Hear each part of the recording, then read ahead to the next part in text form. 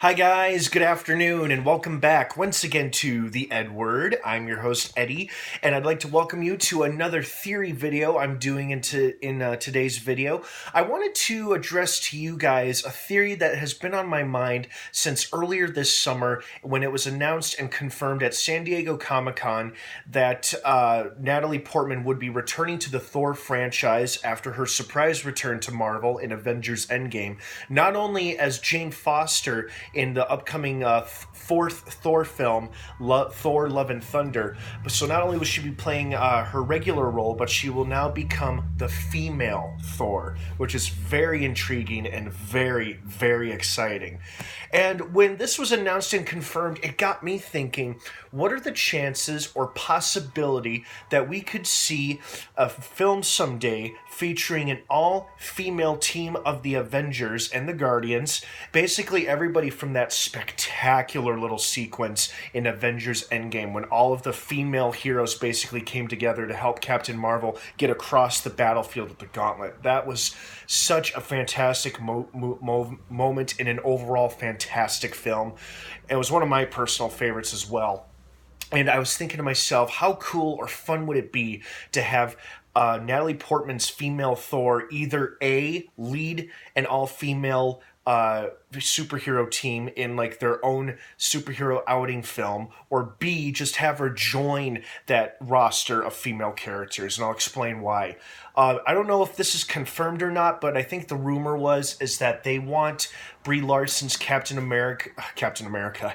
Brie Larson's Captain Marvel is supposed to appear in at least 7 other Marvel films, or at least it was rumored that Brie Larson had a 7-movie contract with Marvel. Again, don't know how accurate that is or not, but it sounds very highly plausible considering, how interconnected the MCU is. So it's very likely she could appear in films where she's the leading character or strong supporting character, or maybe have a brief cameo here and there.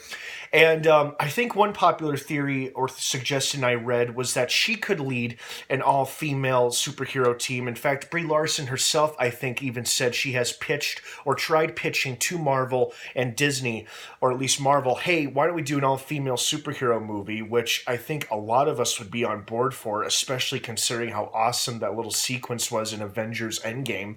And so, if not Captain Marvel for whatever reason or another, I would say have Jane Foster's female Thor lead the team.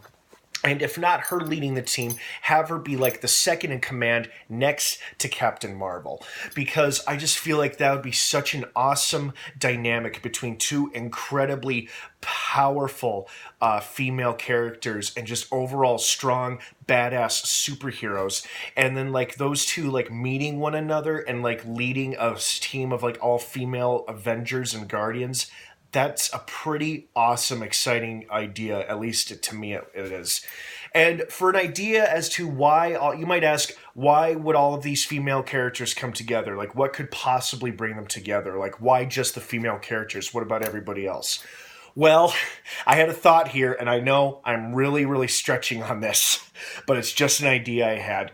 What if, for the premise of an all-female superhero film featuring Captain Marvel, female Thor, and all the other ladies from that scene in Endgame, what if, again, I know I'm reaching here, what if they were forced to come together to unite as a team or a unit because some intergalactic villain that's incredibly sexist or misogynistic or seriously underestimates just females in general came up with a virus or some kind of weapon that neutralized or basically crippled all of the males on Earth, or perhaps all of the males throughout the galaxy or even the universe, leaving only women behind because the villain doesn't deem them or consider them a serious threat until an all-female superhero team led by Captain Marvel or female Thor or both of them rise up and say, hey, screw you, man, we're going to kick your misogynistic ass.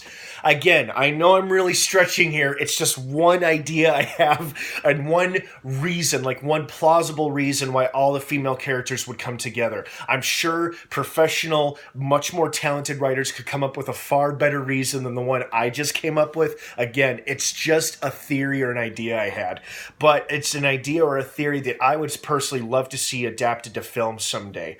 I really hope hope that whatever they plan to do with female Thor, obviously she's going to be in the fourth Thor film.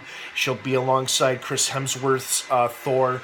And what I'm mostly curious about to see is if she'll appear in other future Marvel films or if this is a one-time thing. I highly doubt it considering the awesome potential of this character.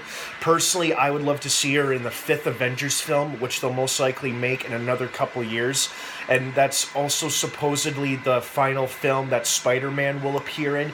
Like, he's supposed to get his third Spider-Man film in July of 2021, and I believe he has one more film to do as well, which is most likely a big ensemble film that could be a crossover with Deadpool, or it could be him joining the Avengers once again for a fifth Avengers film, and I would love to see female Thor join the roster at some point. So what do you guys think about this theory or speculation? Do you have your own ideas or suggestions or theories as to how female Thor could fit into the MCU, or do you see her leading an all-female